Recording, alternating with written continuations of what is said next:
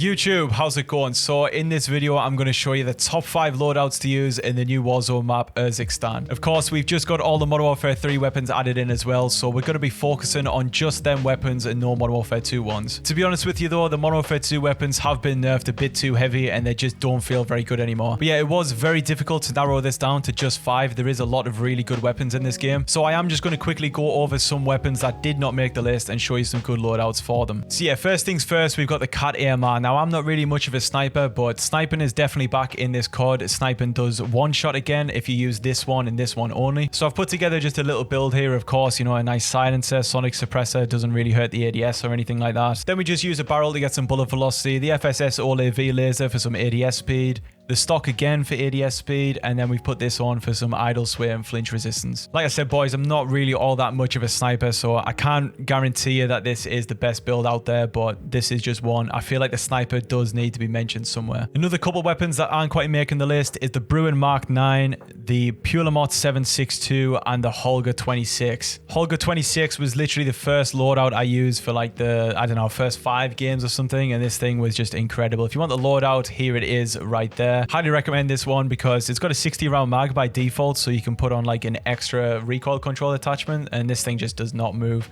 If we go in the firing range here real quick and stick the, you know, the dummies on, you'll see here this thing just really does not move. Like, I'm obviously controlling this a bit, but it's really easy to shoot. And then for the Bruen, this is a loadout right here. Not really going to go too much into breaking it down, just kind of want to get moving onto the actual list. And then same goes for the Puleymot 762. This one is fantastic. I just think the only issue with this is literally just the reload speed. If this had a good reload speed, then I think this would probably be full meta. Final honorable mention is the MCW. Now, this thing just has pretty much zero recoil. We know how this weapon goes. We've been using it for a while in multiplayer. Nothing's really changed in Warzone again. It does not take a skillful player at all to shoot this thing straight. If I go into the firing range here, you know, I'm not even going to control this, not even going to touch the right stick, and as you can see, it pretty much just goes up and nothing else.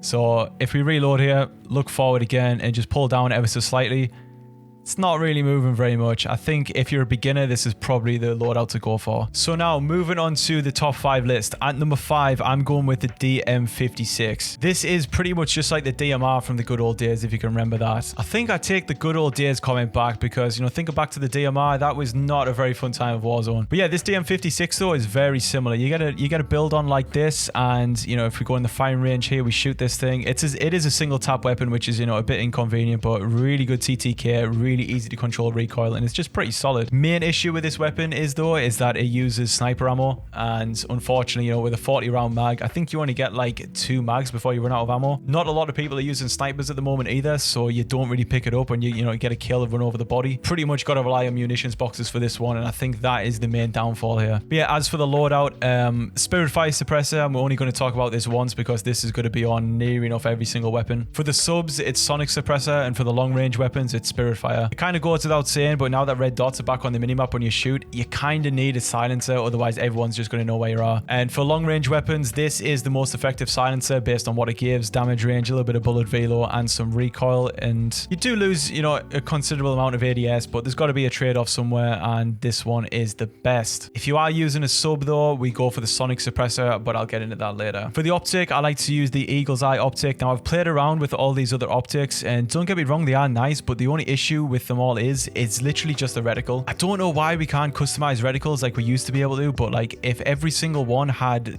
this reticle or just like a nice clean red dot, we would actually be seeing some different optics. But pretty much this optic is being used by every single pro. It's on every single one of my long range loadouts, and it's basically the only option we've got. So yeah, that's, you know, for the optics anyway. So stock, normally what we would do is run the Bruen Heavy Support Underbarrel on pretty much every single long range option, which is right here. There we go, Bruen Heavy Support Grip.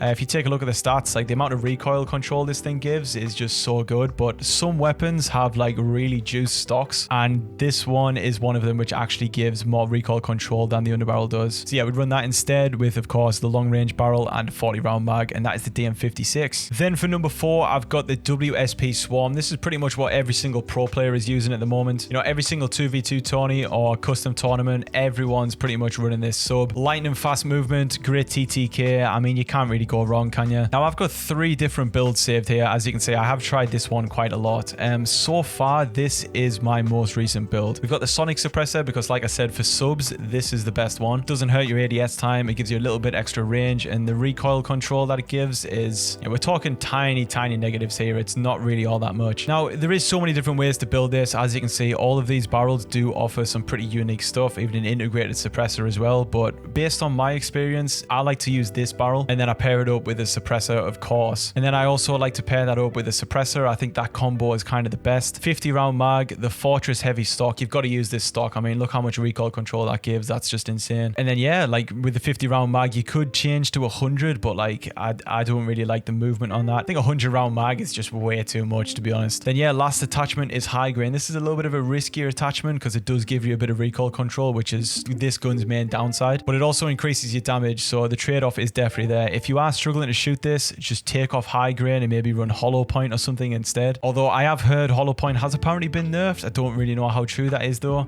And then if that is true, just take it off, maybe use like a rear grip and just go full recoil control. But yeah, I mean, this sub is like a top tier sub. The only reason it's not higher up on the list is because, well, I think there is one better sub, but you know, we've also got some ARs to talk about as well. Which then brings me to number 3, which is the DG58. Now, it does currently say DG56. They have changed this 4 times in the past 24 hours. I don't know, I'm calling it the DG58. That's what it was originally, so DG58, that's what it is. Anyway though, as for the loadout, I actually have the wrong loadout saved here. Let me just quickly change this. You want to be running the Bruen Heavy, where's it at? Bruen Heavy Support Grip, that's what you want for the underbarrel. Spirit Fire Suppressor, long range barrel, Bruen Heavy Support, 40 round mag, and the Eagle's Eye 2.5x. This is a pretty self-explanatory loadout, although maybe I would recommend running the 60 round mag instead. I just feel like you don't really need that many bullets, to be honest. I even debated taking off the mag and just using the 30 because I don't think I'm even going to use the 30 round mag that much. But yeah, this gun's recoil is just so easy to control with this, you know, underbarrel, given the horizontal recoil that it does. It's just an absolute laser beam, and it's like, it feels like this weapon is bugged sometimes. With it being like a 3-round burst, if you hit all 3 of them shots of the 3-round burst, especially if a couple of them hit the head, like they will go down so fast. Yeah, this is what I've been using in pretty much every single tournament. Now, there is technically one AR that is better, which I'm going to get to next, but I don't know, I feel like this one is definitely the safest option. And the reason why I say that is because the next one is the BAS-B battle rifle. Now, let me talk to you about the BAS-B. Once again, I've got the wrong stock on. Let me just quickly change this to the underbarrel. There we go, Bruen Heavy Support. So pretty self-explanatory. Spirit Fire Suppressor,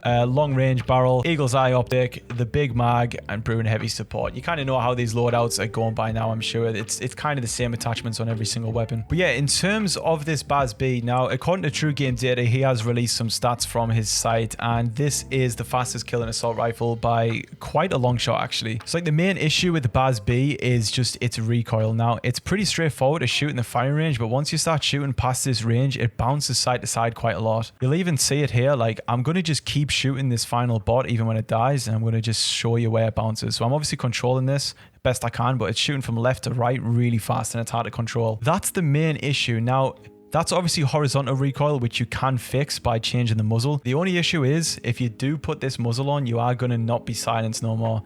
And that is a big thing for me. If we take a look at the firing range with this Wrathguard compensator on, you'll see here it's so much like easier to shoot. Like, even that last bot, like, it doesn't really spray all that much. We'll do the same thing again, you know, we'll shoot the last bot and then keep shooting and try and control it, see where it goes. But like, yeah, as you can see, that's going nowhere near as far to the side as it was before. So for sure, the Wrathguard compensator is a better muzzle, but is it worth the trade-off of not being on the map?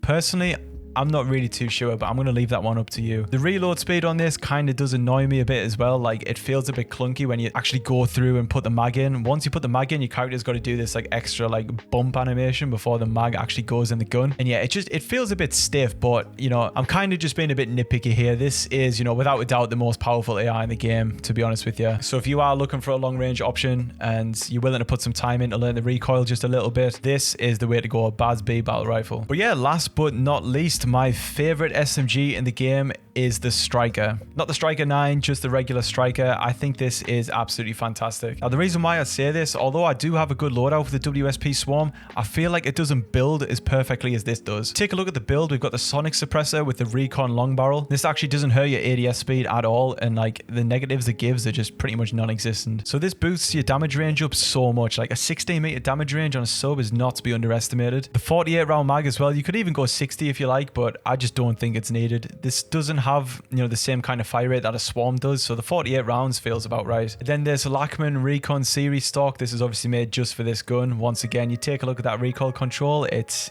insane, and you also don't lose any ADS speed either. Final attachment, now I use hollow point, although to be honest with you, I have been trying out high grain recently. I think high grain is probably a bit better. I think even though high grain does give you a bit extra recoil control, you don't really notice it, to be honest. There's like 1 or 2 shots in the mag that like spray really far to the side, and then after that it goes back to normal.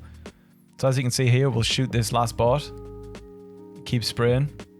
It's not moving much at all. Of course, I'm obviously controlling this, you know, that's not just base gun recoil, but it's pretty easy to shoot even at range, and it's really powerful as well. You can see how fast this is killing that final bot if you actually hit the final couple shots. But yeah, I just think the extra range this has just takes the edge for me, I think. And plus the TTK is pretty much neck and neck with the Swarm, so for me, this is number 1. This is what I've been using in near enough all my tournaments recently, and like, it's just, yeah, one of my favorite guns in the game. So yeah, there we have it. That is the top 5 loadouts for Warzone 3. If you enjoyed, please do subscribe. I'm going to be on the grind this year, posting tons of Modern Warfare 3 and Warzone content. Trying to grow the channel a lot this year because, you know, I'm a competitive Warzone player / content creator. I play in a lot of like the big tournaments and stuff for Warzone, but I just kind of want to try and grow the socials a bit more and build more of a community. So if you do enjoy the video, please do subscribe because I will be posting a lot more just like it. And yeah, without further ado though, I shall catch you in the next one. Peace.